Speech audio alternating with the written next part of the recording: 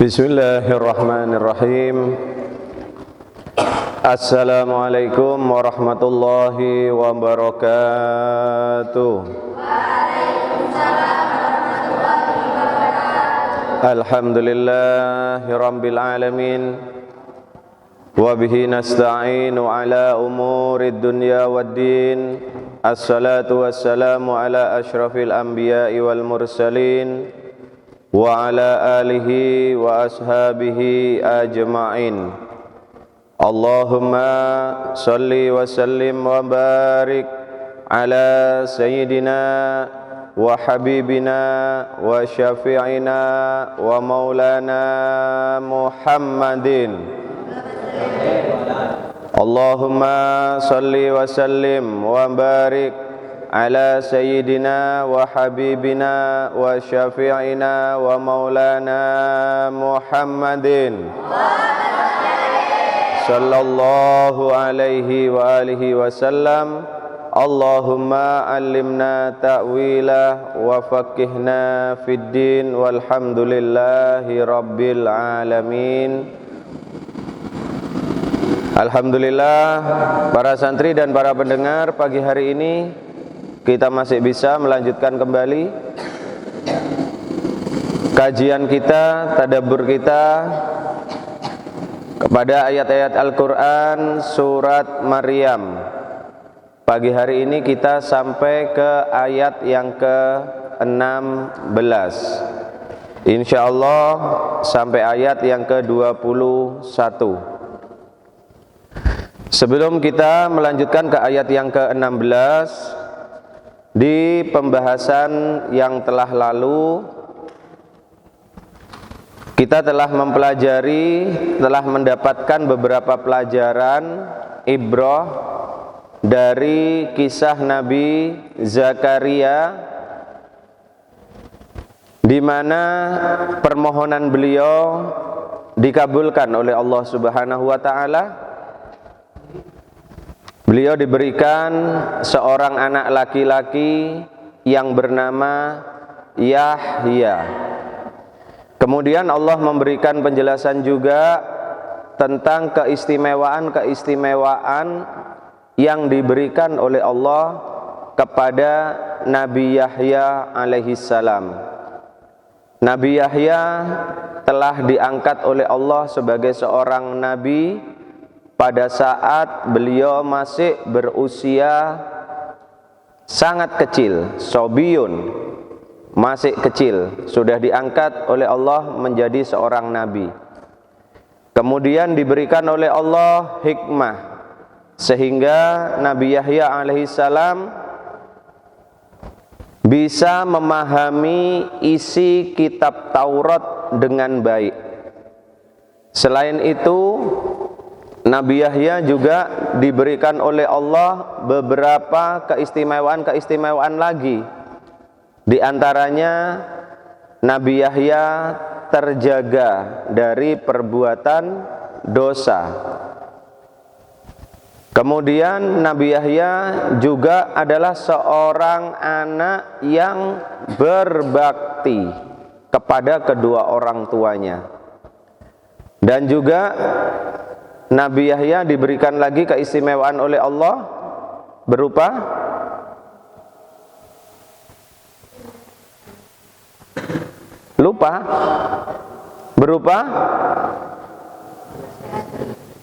ada 7, yaitu dihindarkan sifat yang kemudian yang selanjutnya tidak durhaka kepada Allah. Itu diantara keistimewaan yang diberikan oleh Allah kepada Nabi Yahya alaihissalam. Sehingga dari beberapa keistimewaan itu, maka buahnya Nabi Yahya kemudian diberikan oleh Allah kesejahteraan, keselamatan, mulai pada saat beliau dilahirkan, kemudian pada saat beliau wafat, dan kemudian pada saat beliau dibangkitkan kembali, dihidupkan kembali oleh Allah setelah beliau wafat. Itulah buah dari keistimewaan sifat dari Nabi Yahya alaihi salam. Kisah yang menurut akal pikiran manusia adalah satu kejadian yang tidak mungkin yang dialami oleh Nabi Zakaria dan istrinya sampai beliau mendapatkan seorang putra, Nabi Yahya.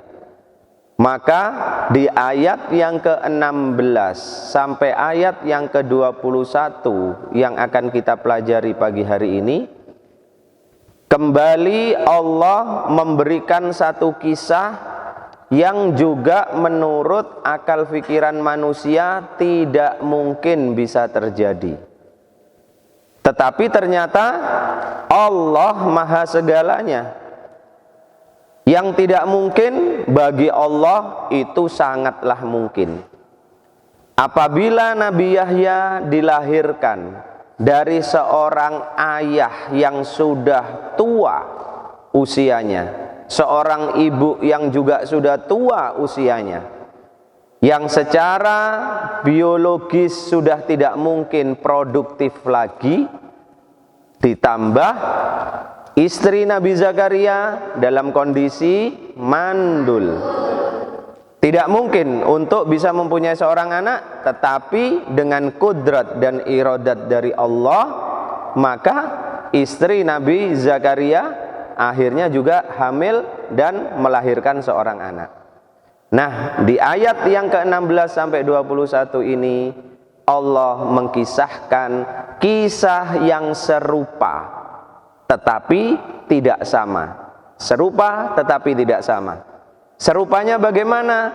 Karena sama-sama kisah yang menurut akal manusia tidak mungkin, impossible, tetapi ternyata bagi Allah itu sangat mungkin. Tidak samanya bagaimana? Kalau Nabi Yahya dilahirkan dari seorang ibu yang mandul, tetapi suami istri, mempunyai ayah, mempunyai ibu, suami istri. Nah, di kisah yang ke ayat ke-16 sampai 21 ini Allah mengkisahkan tentang Siti Maryam, yaitu ibunda dari Nabi Isa alaihi salam. Siti Maryam juga mengalami kejadian yang sungguh sangat tidak mungkin menurut manusia. Beliau tidak mempunyai seorang suami, tetapi ternyata Allah juga memberikan seorang anak kepada Siti Maryam.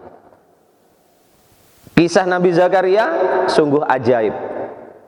Kisah Siti Maryam lebih ajaib lagi. Gitu ya? Ya, baik, kita mulai ayat 16 sampai ayat yang ke-21. A'udzu billahi minasyaitonir rajim. Bismillahirrahmanirrahim. Wadhkur fil kitabi Maryam idzin tabadat min ahliha makanan syarqiyya fattakhadat min dunihim hijaban fa arsalna ilaiha ruhana fatamatsala laha basyaran sawiyya qalat inni a'udzu birrahmani minka in kunta taqiyya qala innama ana rasulu rabbiki li ahabalaki gulaman zakiyya qalat anna yakunu li gulamun walam yamsasni basyarun walam aku baghiya qala kadzalik qala rabbuki huwa alayya hayyin walinaj'alahu ayatan linnasi wa rahmatan minna wa kana amran maqdiya. Ayat 16 sampai ke 21. Wadhkur fil kitabi Maryam idin tabadat min ahliha makanan syarqiyya. Wadhkur, dan katakanlah, dan kisahkanlah, dan terangkanlah. Makna wadhkur berarti ini kalimat apa? Perintah. Siapa yang memberikan perintah? Allah. Siapa yang diperintahkan? Baginda Nabi Muhammad sallallahu alaihi wa alihi wasallam. Wadhkur fil kitabi, dan terangkanlah ya Muhammad, fil kitabi, di dalam kitab Al-Quran ini, tentang apa?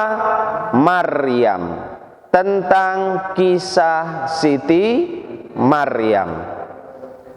Wadhkur fil kitabi Maryam, dan kisahkanlah ya Muhammad, terangkanlah ya Muhammad di dalam kitab Al-Quran ini tentang Maryam. Idin tabadat min ahliha, id, pada saat atau ketika, intabadat, dia Maryam mengasingkan diri, min ahliha, dari keluarganya, makanan, di suatu tempat, syarqiyah, di sebelah timur. Dan terangkanlah ya Muhammad di dalam Al-Quran ini tentang kisah Maryam pada saat dia mengasingkan diri dari keluarganya pada suatu tempat yang berada di sebelah timur. Baik, kita pelajari ayat ke-16. Para santri dan para pendengar yang ada di rumah, Allah memerintahkan kepada baginda Nabi Muhammad sallallahu alaihi wasallam untuk menjelaskan tentang kisah Maryam ini kepada siapa? Kepada orang-orang kafir musyrik saat itu yang ada di kota Makkah. Karena surat Maryam ini turunnya di kota pada saat itu, tetapi sekarang untuk semua umat manusia. Perintah Allah kepada baginda Nabi Muhammad untuk menerangkan tentang kisah Siti Maryam. Pertanyaannya, apakah Nabi Muhammad mengetahui kisah Siti Maryam ini? Tidak tahu. Kenapa Nabi Muhammad saat itu tidak tahu kisah tentang Siti Maryam? Karena antara waktu hidupnya baginda Nabi Muhammad dengan kisah terjadinya Siti Maryam ini perbedaannya ratusan tahun. Kalau Nabi Muhammad sallallahu alaihi wasallam diangkat oleh Allah menjadi seorang nabi pada tahun 571 Masehi. Tahun Hijriah belum ada. Maka saat itu yang sudah ada adalah tahun Masehi. Baginda Nabi diangkat oleh Allah sebagai seorang nabi sekitar tahun 571 Masehi. Sedangkan kisah Siti Maryam ini apabila tahun Masehi itu mulai awal, Masehi itu patokannya adalah kelahiran Nabi Isa alaihi salam, berarti tahun 1 Masehi sampai dengan diutusnya Nabi Muhammad sebagai seorang nabi, ada selisih berapa tahun? 570 tahun. Jadi kisah Siti Maryam ini terjadi pada tahun 1 Masehi. Sedangkan baginda Nabi diangkat menjadi rasul, nabi dan rasul, mendapatkan wahyu berupa Al-Qur'an ini pada tahun 571 Masehi. Kalau seandainya umur manusia saat itu rata-rata 100 tahun, berarti antara Nabi Isa alaihi salam sampai dengan diutusnya Nabi Muhammad sallallahu alaihi wasallam itu ada berapa generasi manusia? Berapa? 5 sampai 6 generasi. Kalau umurnya manusia misalkan rata-rata 100 tahun saat itu. Bisa dipahami? Ya. Karena selisihnya 570 tahun. Berarti baginda Nabi ini masuk pada generasi yang ke-6. Kalau manusia sudah lewat 6 generasi, contoh misalkan santri sekarang, kalian, generasi atasnya ayah kalian, atasnya lagi mbah kalian, atasnya lagi buyut kalian, atasnya lagi cangga. Yang ke-6 apa itu namanya? Apa ya atasnya cangga itu? Ya pokoknya itulah.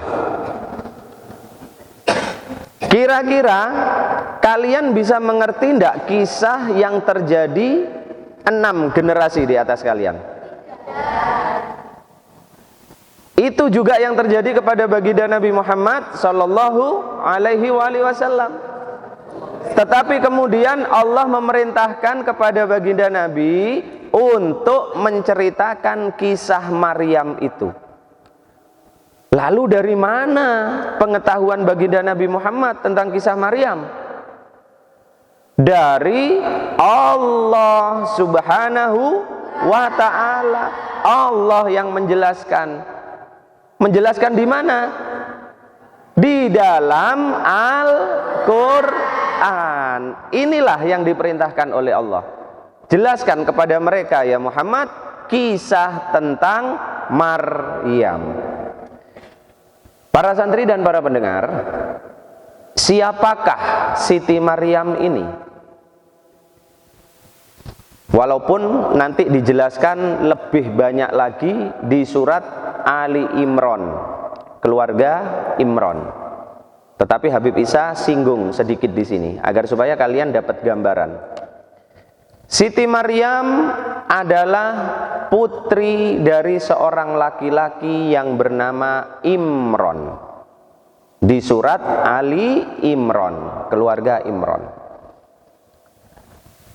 Imran ini beserta istrinya juga sudah usianya tua, tetapi belum diberikan anak. Imran dan istrinya adalah pasangan suami istri dari kalangan Bani Israel juga. Beliau berdua adalah seorang manusia, seorang pasangan suami istri yang begitu taat kepada Allah. Waktunya dihabiskan untuk beribadah kepada Allah. Pada zaman itu, para santri semuanya, tempat ibadah yang menjadi jujukan Bani Israel adalah Masjid Baitul Maqdis di Palestina. Maka pada zaman itu, seseorang yang mempunyai anak, kemudian anaknya diberikan ke Masjid Baitul Maqdis untuk mengabdi kepada Masjid Baitul Maqdis saat itu, maka orang tua yang seperti itu mempunyai kebanggaan tersendiri. Akan menjadi bangga orang tua saat itu apabila ada anaknya yang menjadi pengurus Baitul Maqdis. Yang menjadi pengurus Baitul Maqdis. Kalau sekarang ini misalkan marbot masjid, yang bagian jaga waktu sholat, bagian adzan, ya, kemudian bagian pujian, apalagi juga sampai bagian ngimami. Pada saat itu, kalau orang tua punya anak, kemudian anaknya menjadi pengurus di Baitul Maqdis, itu merupakan kebanggaan tersendiri. Nah, Imron beserta istrinya mempunyai nadar kepada Allah. Ya Allah, apabila Engkau berikan kami seorang anak laki-laki, maka akan kami hibahkan kepada Baitul Maqdis agar bisa mengabdi kepada Baitul Maqdis. Ini nanti di surat Al-Imran, Habib bisa jelaskan. Kemudian nadar dari pasangan suami istri ini, subhanallah, dikabulkan oleh Allah. Maka istri Imran kemudian hamil. Tetapi begitu melahirkan, bukannya anak laki-laki yang didapatkan, tetapi ternyata seorang anak perempuan. Maka anak itu tadi dinamakan dengan Maryam. Setelah anaknya lahir perempuan, maka Imran dan istrinya menyampaikan kepada Allah, ya Allah, ternyata anak hamba yang baru hamba lahirkan bukanlah seorang laki-laki, tetapi seorang perempuan. Padahal hamba ingin, ya Allah, apabila anak hamba laki-laki akan hamba serahkan kepada Baitul Maqdis agar supaya menjadi seseorang yang mengabdi kepada Baitul Maqdis. Karena saat itu yang boleh mengabdi di Baitul Maqdis itu hanya seorang laki-laki, perempuan tidak boleh. Tetapi apa yang terjadi? Allah ternyata tetap menerima Maryam walaupun seorang wanita untuk mengabdi di Baitul Maqdis. Tetapi ditempatkanlah Maryam ini di Baitul Maqdis di bagian belakang. Jadi kalau kita sholat, maka safnya laki-laki itu di depan, wanita di belakang. Demikian juga dengan Maryam. Karena dia seorang wanita, maka dibuatkanlah mihrab, namanya mihrab, tempat khusus untuk beribadah, tetapi di bagian belakang. Sehingga mulai saat kecil para santri dan para pendengar di rumah, Siti Maryam ini mengabdikan hidupnya untuk Baitul Maqdis. Hidupnya diisi dengan ibadah kepada Allah Subhanahu wa ta'ala. Tidak pernah Maryam keluar dari Baitul Maqdis kecuali pada saat dia sedang datang waktu haid. Waktu berhalangan, baru Maryam ini kemudian pulang ke rumah keluarganya, ke orang tuanya. Tetapi setelah suci, balik lagi ke Baitul Maqdis. Terus seperti itu. Waktunya dihabiskan untuk beribadah kepada Allah. Sehingga Maryam ini betul-betul menjadi seorang wanita yang terjaga kesuciannya. Menjadi seorang wanita yang mulia di kalangan Bani Israel saat itu. Dan Siti Maryam diasuh oleh Nabi Zakaria alaihis salam. Ini sekelumit kisah tentang Siti Maryam yang nanti akan dijelaskan lebih lengkap di surat Ali Imran, ya. Baik. Maka di ayat yang ke-16 Allah memerintahkan kepada baginda Nabi Muhammad, ya Muhammad, terangkanlah kepada mereka orang-orang kafir musyrik kota Mekah itu tentang kisah Maryam. Kisah yang bagaimana yang diterangkan oleh baginda Nabi? Idin tabadat min ahliha makanan syarqiyya, yaitu pada saat Siti Maryam mengasingkan diri menjauhkan diri min ahliha, dari keluarganya, berarti dari ayah dan ibunya. Maka pada suatu saat, para santri dan para pendengar, pada saat Siti Maryam sedang mengalami, mohon maaf, haid, maka kemudian Siti Maryam tidak pulang ke rumah. Tetapi kemudian Siti Maryam mengasingkan diri di suatu tempat di luar Baitul Maqdis. Dan arah yang dituju oleh Siti Maryam adalah syarqiyah, yaitu arah timur dari Baitul Maqdis. Nah, kalau Masjid Biru Darussolihin ini arah timurnya sana. Ya. Jadi Siti Maryam berjalan ke arah timur. Kemudian di suatu tempat di situ Siti Maryam kemudian bertempat tinggal, berdiam diri di sana, mengasingkan diri. Jadi istilahnya itu ingin apa ya? Ingin mengasingkan diri, uzlah gitu kan? Uzlah, melakukan uzlah, mengasingkan diri dari keluarganya. Tujuannya apa? Untuk lebih mendekatkan diri kepada Allah Subhanahu wa ta'ala. Sama dengan yang dilakukan oleh Nabi Zakaria. Beliau ingin hanya berdua dengan Allah di sepertiga malam yang terakhir. Sedangkan Siti Maryam juga ingin hanya berdua dengan Allah di tempat yang tidak diganggu oleh manusia yang lain. Paham tom? Kemudian ayat yang ke-17, fattakhadat min dunihim hijaban, maka di suatu tempat arah timur dari Baitul Maqdis tadi, maka Siti Maryam fattakhadat min dunihim hijaban, beliau kemudian mendapatkan atau memasang hijaban, yaitu tabir atau penghalang atau penutup. Penutup dari apa?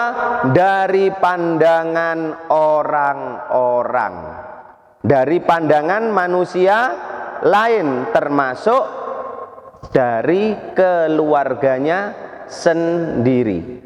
Jadi di suatu tempat kemudian Siti Maryam memasang satu hijab tabir, sehingga Siti Maryam tidak terlihat oleh orang lain.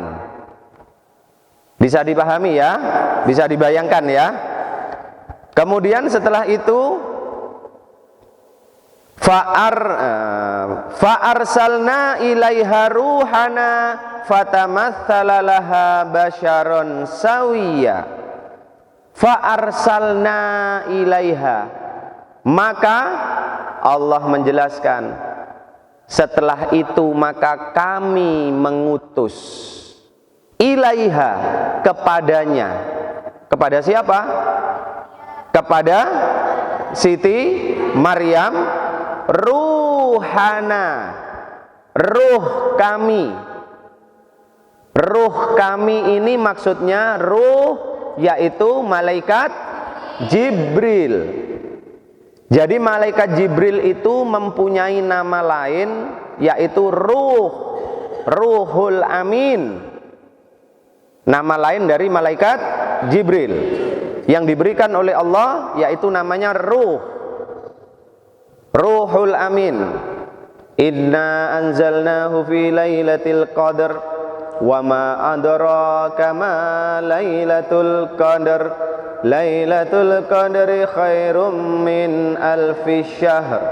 Tanazzalul malaikatu warruhu fiha biidni rabbihim min kulli amr.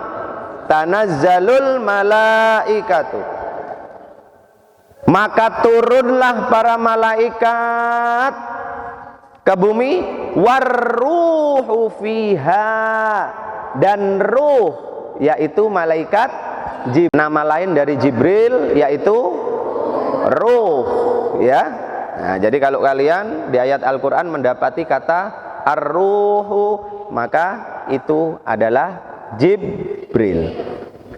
Fa arsalna ilaiha ruhana, maka kami mengutus kepadanya, kepada Maryam, ruhana, ruh kami, yaitu malaikat Jibril. Fatamatsala laha, lalu malaikat Jibril fatamatsala, menyerupakan dirinya, merubah bentuk dirinya, basyaron sawiya, sebagai seorang manusia yang sempurna. Baik, perhatikan sini. Maka pada saat Siti Maryam sedang sendirian di dalam mihrabnya, terhalang pandangan manusia yang ada di luar, tidak bisa melihat Siti Maryam. Maka saat itu tiba-tiba muncullah seorang laki-laki. Muncul seorang laki-laki yang ternyata laki-laki itu adalah malaikat Jibril. Muncul di hadapan Siti Maryam dalam kondisi sendirian Siti Maryam saat itu. Maka melihat ada seorang laki-laki yang penampilannya sempurna, tampan, ganteng, maka Siti Maryam kagetnya bukan main.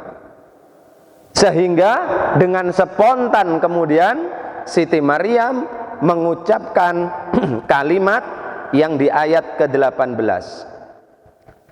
Qalat, Siti Maryam kemudian berkata, inni a'udzu birrahmani minka.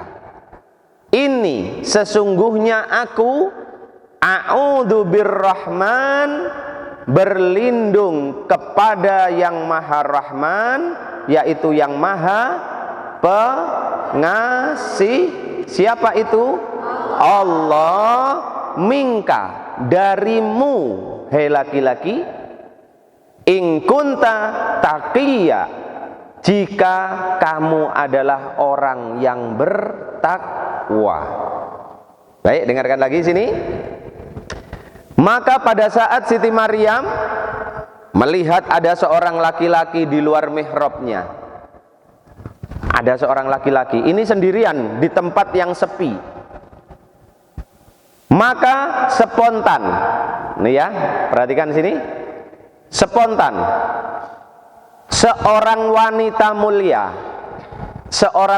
mulia yang tidak pernah tersentuh oleh laki-laki manapun, yang selalu terjaga kehormatannya, waktunya mulai dari kecil dihabiskan untuk beribadah kepada Allah. Pada saat dia sedang sendirian, Siti Maryam di satu tempat yang sepi, kemudian tiba-tiba ada di luar mihrabnya seorang laki-laki yang tampan, bentuknya, fisiknya sempurna. Maka secara spontan Siti Maryam kemudian mengucapkan, inni a'udzu birrahmani minka, sesungguhnya aku berlindung kepada Allah yang Maha Pengasih dari dirimu, wahai laki-laki. Itu maksudnya apa? Maksudnya apa?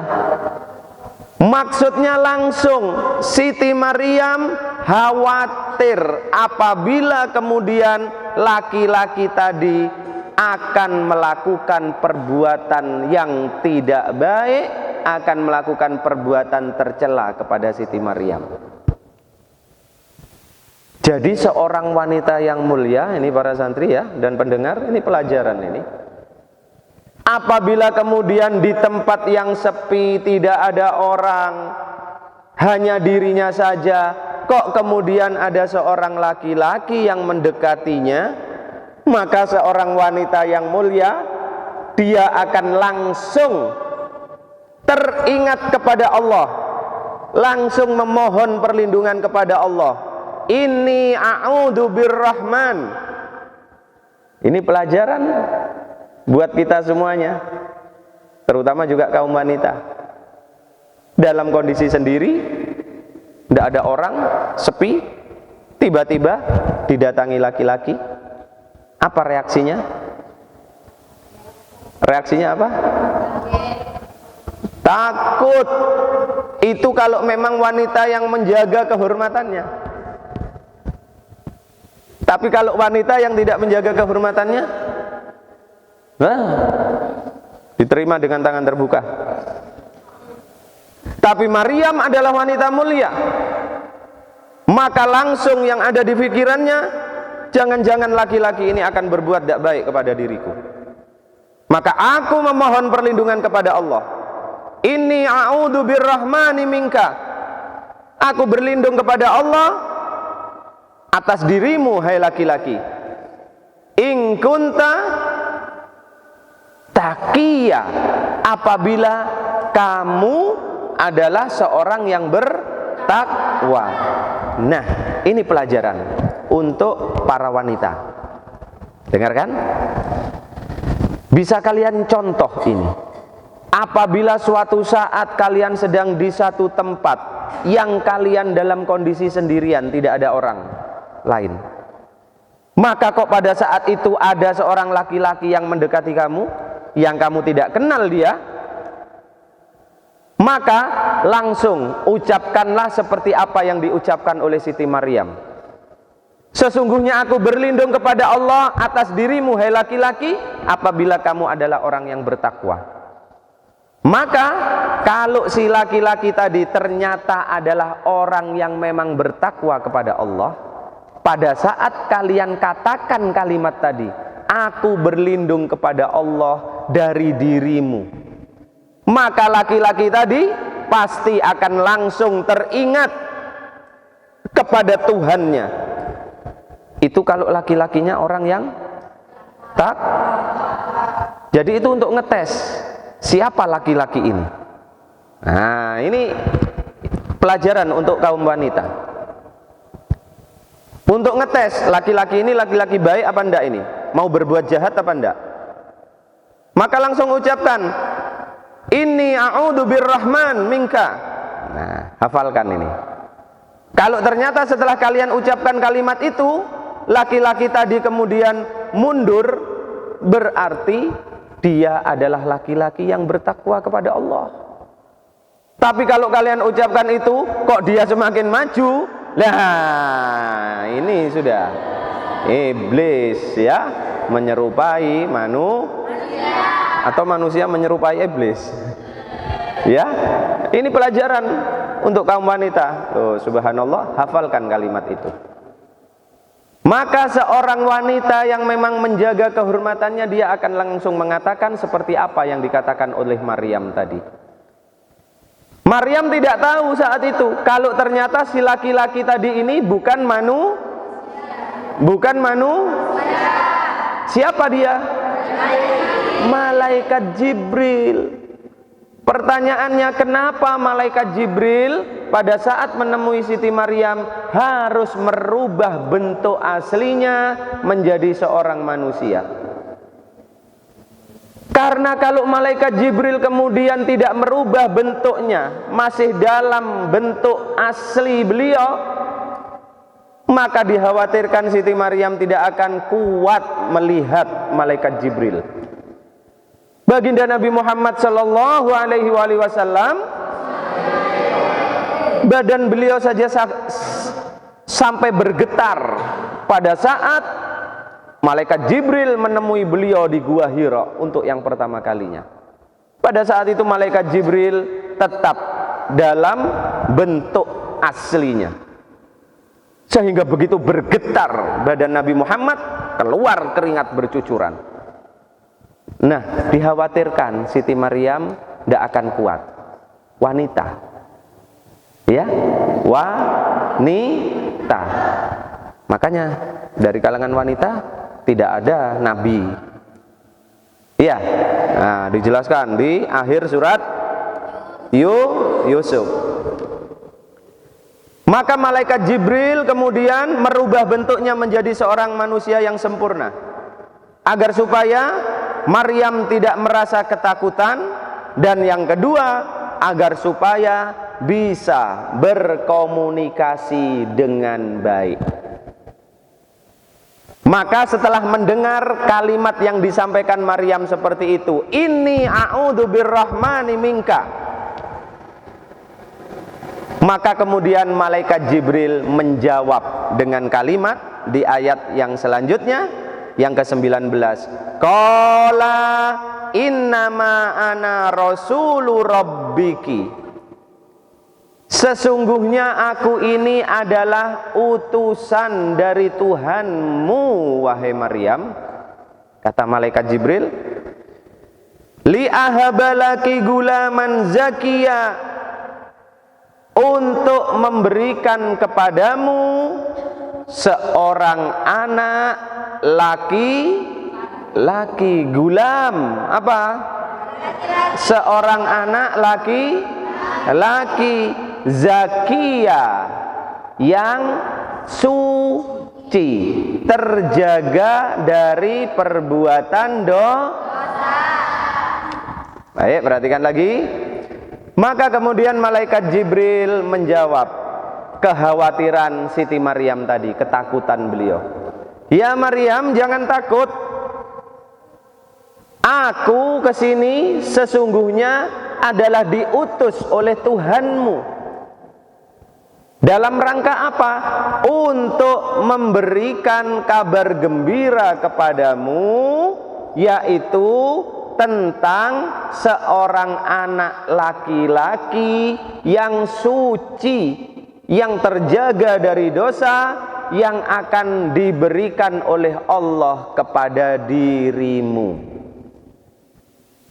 Berita gembira ini Maryam yang aku bawa, engkau akan diberikan oleh Allah seorang anak laki-laki. Maka ini menjadi berita gembira tidak bagi seorang wanita? Kalau seorang wanita kemudian mendapatkan kabar dirinya mengandung seorang anak, berita gembira enggak? Gembira bagi seorang wanita yang punya suami. Bagi seorang wanita yang punya suami, kabar gembira. Loh, kalau wanita yang tidak punya suami, apakah itu kabar gembira? Jotos. Maryam seorang wanita yang belum pernah tersentuh oleh laki-laki manapun. Apakah ini menjadi kabar gembira bagi Maryam? Mungkin saja kabar gembira, tetapi bukan kegembiraan pertama kali yang terpancar dari diri Maryam. Apa? Yaitu suatu keheranan. Keheranan yang bagaimana? Di ayat yang ke-20. Qalat, maka Maryam berkata, anna yakunu li gulamun, bagaimana mungkin aku akan mempunyai seorang anak laki-laki? Walam yamsasni basyarun, sedangkan aku ini belum pernah tersentuh oleh manusia manapun. Maksudnya, aku belum pernah tersentuh oleh laki-laki manapun. Maksudnya, aku belum bersuami. Paham ya? Aku belum bersuami. Walam aku bagiya. Ini perhatikan. Dan aku bukanlah bagiya, seorang wanita pezina. Maka Siti Maryam mendapatkan kabar seperti itu bukanlah kegembiraan pertama kali yang terpancar dari diri beliau. Tapi apa? Rasa heran yang luar biasa. Sehingga kemudian Siti Maryam mengatakan kepada malaikat Jibril, bagaimana aku akan mempunyai seorang anak laki-laki? Sedangkan aku ini wanita yang belum pernah tersentuh oleh lelaki manapun sepanjang hidupku. Dan aku bukanlah seorang wanita yang tidak baik. Para santri semuanya, seorang wanita itu akan bisa mengandung seorang anak apabila mempunyai suami. Apabila mempunyai seorang suami. Lo tidak punya suami saja bisa, Beb. Ya itu yang tidak benar. Ini kita ngomong hukum yang benar. Maka seorang wanita barulah dia akan bisa mengandung seorang bayi apabila mempunyai seorang suami. Siti Maryam saat itu belum bersuami. Bisa wanita tidak bersuami mempunyai seorang anak? Tidak bisa tadi yang kalian katakan. Tetapi apa? Siti Maryam mengatakan, walam aku baghia, dan aku bukanlah seorang wanita. Nah, seorang wanita, naudzubillah, berzina. Misalkan, mohon maaf, pelacur ya, bisa dia mempunyai seorang anak, walaupun tanpa suami. Nah, Siti Maryam mengatakan, aku ini wanita terhormat. Aku selalu menjaga diriku. Aku belum pernah tersentuh oleh laki-laki manapun. Aku tidak bersuami. Lalu bagaimana mungkin aku akan bisa mempunyai anak, wahai Jibril? Sama tidak dengan pertanyaan yang diajukan oleh Nabi Zakaria? Maka terulang lagi ini pertanyaan semacam ini para santri. Kalau sebelumnya Nabi Zakaria mengucapkan kalimat seperti ini kepada Allah, ya Allah, bagaimana mungkin hamba akan bisa punya anak? Usia hamba sudah tua, 120 tahun. Istri hamba juga sudah tua. Apalagi istri hamba dalam kondisi mandul. Kemudian Nabi Ibrahim juga dulu sebelumnya juga pernah menyatakan kalimat yang sama kepada Allah. Rabbi arini kaifa tuhyil maut. Ya Allah, berikanlah bukti kepadaku bagaimana engkau menghidupkan yang sudah mati. Nah, para santri semuanya, kita pahami 3 macam pertanyaan yang disampaikan oleh 3 manusia ini kepada Allah.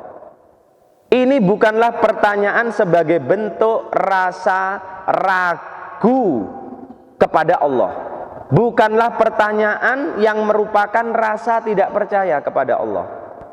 Tetapi Habib bisa jelaskan kemarin, Nabi Zakaria, pertanyaan seperti ini yang diajukan kepada Allah adalah pertanyaan yang tujuannya untuk meyakinkan hati, membuat hati menjadi lebih tenang. Lihat ma'inna qalbi, kata Nabi Ibrahim. Bukan hamba tidak percaya ya Allah, hamba percaya, tetapi agar hati hamba menjadi tenang. Demikian juga Siti Maryam bertanya saat itu. Apakah saat mengatakan, ya Jibril, bagaimana mungkin aku akan mempunyai seorang anak sedangkan aku belum bersuami dan aku bukanlah wanita yang tidak baik, aku adalah wanita terhormat, bagaimana mungkin aku akan bisa punya anak? Apakah saat itu Siti Maryam tidak percaya kepada Allah? Apakah saat itu tidak percaya Siti Maryam kepada Allah? Sangat percaya. Karena Siti Maryam ini ahli ibadah mulai dari kecil. Seorang wanita mulia yang hidupnya dihabiskan untuk mengabdi kepada Allah. Jadi tidak mungkin Siti Maryam ragu sanksi atas kekuasaan Allah. Tetapi Siti Maryam ingin lihat ma'inna qalbi, agar supaya hatinya menjadi lebih tenang. Maka kemudian mendengar pertanyaan seperti itu dari Siti Maryam, kemudian Jibril menjawab, qala kadzalik, demikianlah wahai Maryam, qala rabbuki, berfirman Tuhanmu, berfirman Allah, huwa alayya hayyin, yang seperti itu hayyin. Apa hayyin? Ya, sangat mudah. Bagi siapa? Kembali Allah menyampaikan seperti yang disampaikan kepada Nabi Zakaria, huwa alayya hayyin. Yang seperti itu gampang untukku. Kata Allah, walinaja'alahu ayatan linnas, dan untuk memberikan satu tanda tentang kebesaran Allah kepada manusia, wa rahmatan minna, dan sebagai bentuk kasih sayang dari kami, kata Allah, wa kana amron maqdiya, dan adalah ketentuan tentang Siti Maryam kemudian mendapatkan anak, amron maqdiya, kata Allah, apa itu? Yaitu satu perkara yang sudah diputuskan. Baik. Maka malaikat Jibril memberikan jawaban kepada Siti Maryam, ya Maryam, jangan kamu khawatir. Persoalan yang kamu tanyakan itu bagi Allah adalah hayyin, perkara yang mudah, perkara yang kecil. Para santri semuanya, dengarkan, dan para pendengar, ini menjadi pengetahuan. Di dunia ini, proses kelahiran manusia yang tidak mengikuti hukum sebab akibat. Baik, Habib bisa jelaskan dulu. Seluruh kejadian di dunia ini semuanya adalah mengikuti hukum sebab akibat. Contohnya, sebabnya sakit, akibatnya harus, sakit agar sembuh maka harus minum, lapar agar supaya kenyang maka harus, ya. Baik. Seorang wanita agar hamil dan punya anak maka harus punya, itu hukum sebab akibat. Tetapi kelahiran manusia yang tidak mengikuti hukum sebab akibat itu ada 4. Yang pertama yaitu Nabi Adam alaihissalam, diciptakan oleh Allah tidak mempunyai seorang ayah, tidak mempunyai seorang Nabi Adam alaihissalam. Hukum sebab akibat enggak? Enggak punya ayah, enggak punya ibu. Sebabnya seorang wanita itu hamil karena harus ada karena apa? Terjadinya pertemuan antara sperma dan sel telur. Disitulah yang kemudian terbentuklah janin, jabang bayi. Paham ya? Nabi Adam diciptakan oleh Allah tidak mengikuti hukum sebab akibat. Tidak punya ayah, tidak punya ibu. Paham tuh? Yang kedua, yaitu Nabi Yahya. Sebelum Nabi Yahya, Habib bisa ulangi. Yang kedua, yaitu Siti Hawa. Siapa itu? Diciptakan oleh Allah hanya karena adanya seorang laki-laki, tidak ada perempuan. Siti Hawa diciptakan oleh Allah dari tulang sulbinya siapa? Nabi Adam alaihissalam. Tercipta karena hanya ada laki-laki saja. Wanitanya enggak ada. Berarti hukum sebab akibat berlaku enggak? Enggak berlaku. Tapi Allah ciptakan Siti Hawa. Paham tuh? Yang ketiga, yaitu Nabi Yahya alaihissalam. Ada hukum sebab akibat, yaitu ada ayah, ada ibu. Ya. Tetapi kemudian ibunya mandul. Ibunya mandul. Apa mungkin seorang wanita yang mandul bisa hamil? Berarti ini sudah di luar kebiasaan, tidak mengikuti hukum sebab Nabi Yahya dilahirkan dari seorang ibu yang mandul. Paham tum? Yang keempat, siapa yang tidak kalah hebat juga dibandingkan proses kelahiran Nabi Yahya? Kalau Nabi Yahya masih punya ayah, punya ibu, suami istri, tetapi yang keempat adalah Nabi Isa alaihis salam. Hanya seorang ibu tanpa seorang ayah, yang tidak punya suami dan tidak pernah tersentuh oleh laki-laki manapun, lah kok bisa hamil, bisa punya anak? Ada hukum sebab akibat? Tidak ada. Maka apa yang berlaku kepada 4 kejadian tadi? Kudrat iradat Allah subhanahu wa ta'ala, kekuasaan Allah.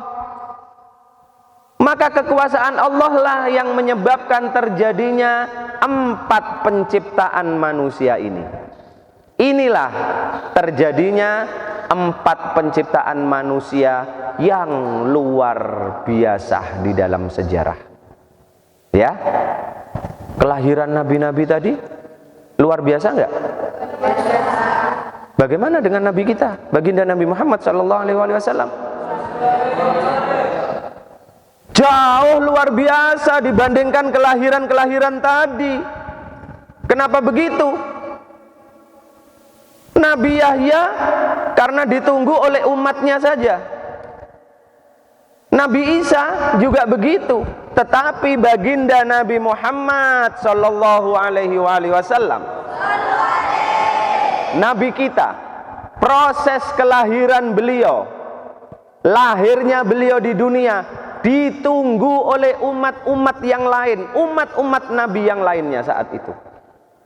Termasuk Bani Israel pun menunggu kedatangan seorang Nabi akhir zaman yang bernama Ahmad, seperti yang tertulis di kitab mereka.